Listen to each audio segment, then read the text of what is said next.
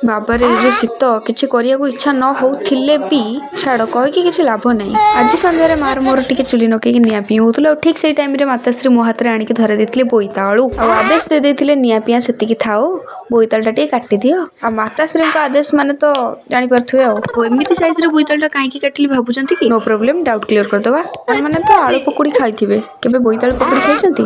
ଭିଡ଼ିଓରେ ମୁଁ ଯୋଉ ପକୁଡ଼ି ଖାଉଥିଲି ଏଇଟା ବୋଇତାଳୁ ପକୁଡ଼ି ହିଁ ଥିଲା ସେଇଥିଲାଗି ବୋଇତାଳୁଟା ଏମିତି କାଟୁଥିଲି। ଏବେ ବୁଝିପାରିଲେ ଡାଉଟ୍ କ୍ଲିୟର?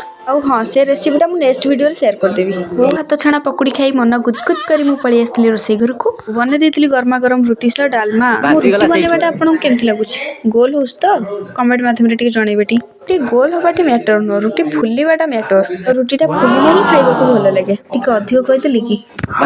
ମୋ କଥା ଶୁଣି କେତେଜଣ ଭାବି ସାରିବେଣି ଓହ ଭାରି ବଡ଼ ରୋଷେଇଟା ତ। ନା ନା ସେମିତି ଜମା ବି ଭାବିବେନି ମୁଁ ଗୋଟେ କୋଉ କହିଦେଲି ନା ଆଉ ଆପଣମାନେ ଖାଲି ଭିଡ଼ିଓ ଦେଖୁଛନ୍ତି ମୋ ଚ୍ୟାନେଲକୁ ଜମା ବି ସବସ୍କ୍ରାଇବ୍ କରିନାହାନ୍ତି ଟିକେ କରିଦେବେ ନା ଆଉ କରିଦେବେ।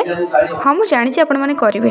ଯୋଉ ଭିଡ଼ିଓଟି କେମିତି ଲାଗିଲା କମେଣ୍ଟ ମାଧ୍ୟମରେ ନିଶ୍ଚୟ ଜାଣିବେ। ଆପଣଙ୍କର ଗୋଟେ ଲାଇକ୍ ମୋତେ ଆଗକୁ ବଢ଼ିବାରେ ବହୁତ ସାହାଯ୍ୟ କରିବ। ସୋ ପ୍ଲିଜ୍ ଯିବା ପୂର୍ବରୁ ଗୋଟେ ଲାଇକ୍ ନିଶ୍ଚୟ କରିବେ। ରହୁଛି ଜୟ ଜଗନ୍ନାଥ। ହଁ ଆଉ ଗୋଟେ କଥା ଆମେ ଏବେ ସବୁବେଳେ ଏମିତି ଦେଖାହବା ୟୁଟ୍ୟୁବ ଆଉ ଇନଷ୍ଟାଗ୍ରାମରେ। ତ ଆଜିର ବ୍ଲଗଟି ଏଇଠି ରଖୁଛି ଦେଖାହବା ନେକ୍ସଟ ବ୍ଲଗରେ ବାଏ ବାଏ।